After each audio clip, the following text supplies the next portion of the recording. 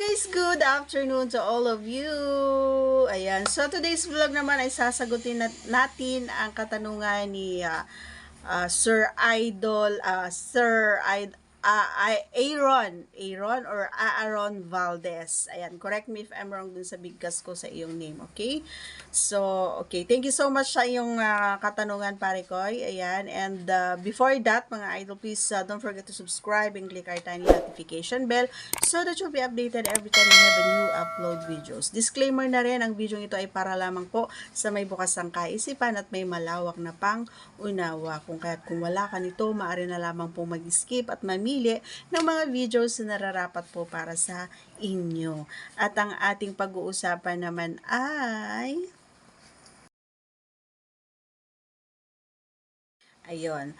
Sabi ni Idol, yan sa inyo Idol, ano yung madalas or mas nagugustuhan mo yung kapag kinakain daw, ayan.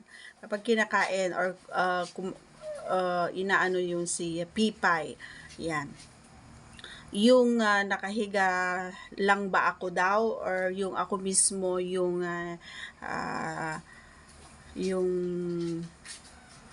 naluhod kumbaga doon sa harap niya, yan ang ating partner kapag kumakain or kinakain kumbaga yung si Pipay. Ayan ang kanyang katanungan. So honestly, Idol, mostly na ginagawa niya is ako yung nakahiga lang, wala akong trinatrabaho, siya yung nandun sa baba, ganon. Pero parang mas bet ko yung sinabi mo na ako yung kasi sinubukan ko yung sinabi mo na ako yung mismo pupunta doon sa kanya para kumain siya, 'di ba? Parang yun, pabor sa kapareha ko yun kasi hindi siya mahihirapan. Oo. Lalong-lalo na kapag maliit yung yung higaan or yung kama. So, mahuhulog siya. Hindi, joke lang. So, ibig sabihin yung, kapag nandun kasi siya sa baba, hindi ko siya nakikita eh. Hindi, kasi kapag yung, nagugustuhan ko na yung ginagawa niya is, syempre, ka na lang, nakapikit ka, ka dun sa ginagawa niya, 'di ba? Naka-focus ka. So hindi mo na siya nakikita kung ano man yung ginagawa niya. So iniisip mo na lang and nafi-feel mo na lang na gusto mo yung ginagawa niya, 'di ba? So wala ka nang magawa kundi umungol ka na lang.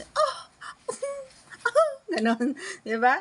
Ganon na lang mangyayari, hindi mo na siya makikita kung ano yung nagiging reaction niya, kung ini-enjoy niya ba yung kinakain niya or ano na siya doon, 'di ba? Kasi may mga partner din naman tayo na minsan akala mo sobrang basa na pero hindi pala ay alam mo yon, hindi niya pala niluloko ba yung nanggagaling doon. So iba-iba naman yung klase ng mga kalalakihan, hindi pare-pares. Yung iba gusto nila, nilulunok nila yung nakukuha nila doon kay Pipa. Yung iba naman is ibinabalik nila doon kay Pipa yung na anuhan nila doon, na nakukuha nila doon, 'di ba? So mas bet ko yung sinabi mo na para sa akin ha, ewan ko sa iba. Ayan. So gusto ko kasi ako yung nagtatrabaho. Always, madalas gusto ko yung ako yung napapagod, ako yung nagtatrabaho para, alam mo yon mas na-appreciate ko kapag, alam mo yung lalong-lalo na kapag nagsabay na lumabas and especially kapag ako yung mismong naandun sa harap niya and nakaramdam talaga ako ng na-enjoy ko and nagustuhan ko talaga and mafe-feel ko na may konting alam mo yun yung may lumabas or nabasa siya or naging